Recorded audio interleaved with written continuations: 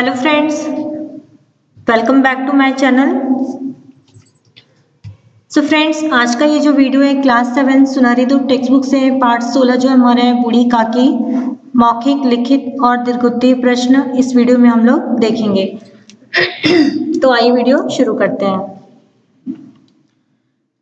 इसका पहला जो प्रश्न है, देखिए मौखिक प्रश्न है।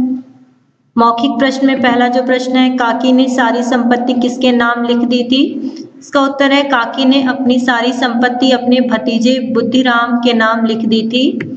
सेकंड क्वेश्चन है, बुद्धिराम की पत्नी का क्या नाम था? इसका उत्तर है बुद्धिराम की पत्नी का नाम रूपा था। नेक्स्ट क्वेश्चन, परिवार में काकी से कौन प्यार करता था? इसका उत्तर है परिवार में काकी से बुद्धिराम की बेटी लाडली प्यार करती थी। घ नंबर प्रश्न है, बुद्धिराम के द्वार पर शहनाई मीन्स जो शादी के समय में बाजे वगैरह होते हैं ना, तो उसे हम शहनाई बोलते हैं। शहनाई क्यों बज रही थी? तो इसका उत्तर है बुद्धिराम के द्वार पर शहनाई इसलिए बज रही थी क्योंकि बुद्धिराम के बड़े लड़के मुखराम का तिलक आया था।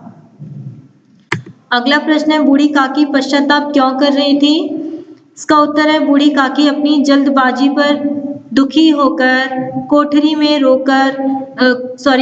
में बैठकर पश्चाताप कर रही थी और सोच रही थी कि वह वहां कड़ाह के पास क्यों गई। अगला प्रश्न, यहाँ पर एक स्पेलिंग मिस्टेक है, बूढ़ी बड़ाओ की मात्रा यहाँ पर आएगा। बूढ़ी काकी पत्तले क्यों चाट रही थी? इसका उत्तर है बूढ़ी काकी शुद्धातुर होकर पत्तल चाट रही थी। ठीक है, अगला प्रश्न देखते हैं। 6 नंबर, काकी के लिए थाली परोसकर कौन लाया? इसका उत्तर है काकी के लिए थाली परोसकर रूपा लाई।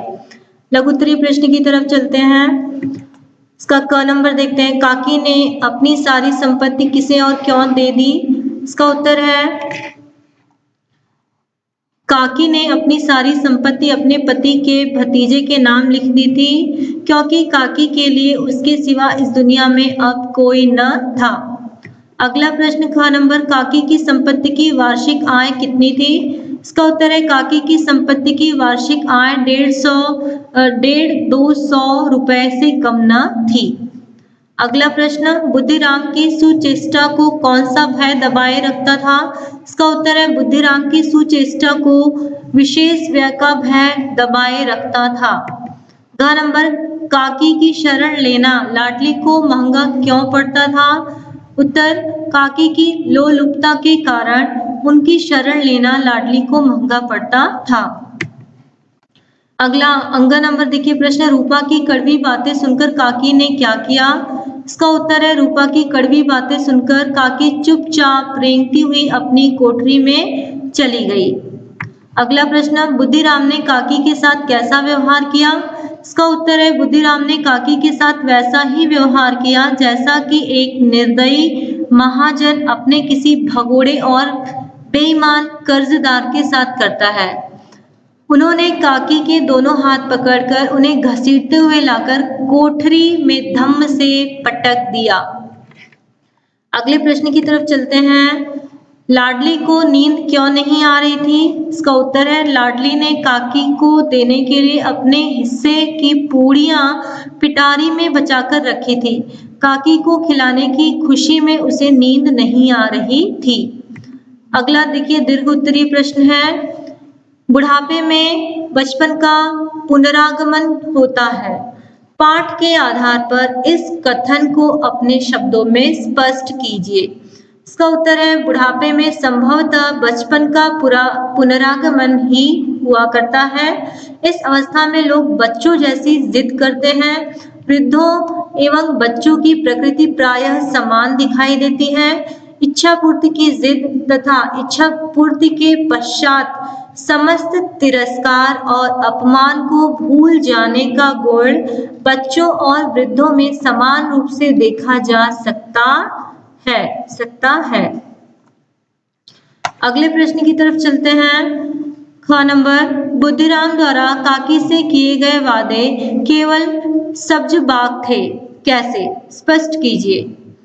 इसका उत्तर देखिए, बुद्धिराम द्वारा काकी से किए गए वादे केवल सब्ज बाग थे, क्योंकि उसने अपने वादे पूरे नहीं किए। स्थिति यह थी कि बूढ़ी काकी को पेट भर भोजन भी बड़ी कठिनाई से मिलता था। अगला प्रश्न, लड़के काकी को किस प्रकार सताया करते थे और क्यों? इसका उत्तर है, लड़कों को काकी को सताने में मजा आता था। कोई चुटकी काटता था तो कोई उन पर पानी की कुल्ली कर देता था, क्योंकि लड़कों को बुड्ढों से स्वाभाविक विद्वेष होता है और फिर वे अपने माता पिता का व्यवहार देखकर काकी को और सताया करते थे।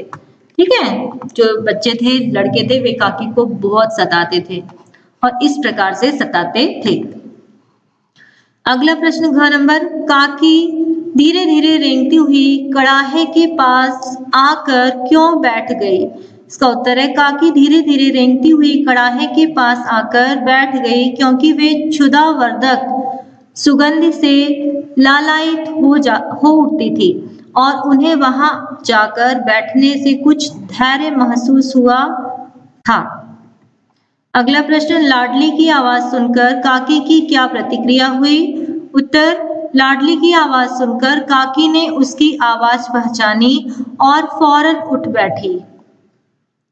लाडली को अपनी गोद में बैठा लिया तथा उसकी लाई हुई पूड़ियों को 5 मिनट में खा लिया। 4 नंबर देखिए, रूपा को अपनी भूल का एहसास कब हुआ? अपनी भूल सुधारने के लिए उसने क्या किया? इसका उत्तर है, रूपा ने उठकर जब देखा कि लाडली खड़ी है और उसकी चचेरी सास जूठे पत्तलों से पूड़ियां आदि के टुकड़े उठाकर खा रही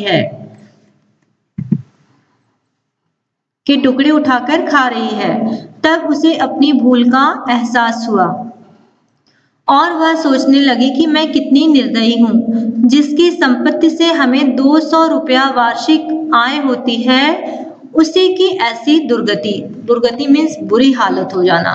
उसने फौरन अपनी भूल सुधारने के लिए भगवान से क्षमा मांगी।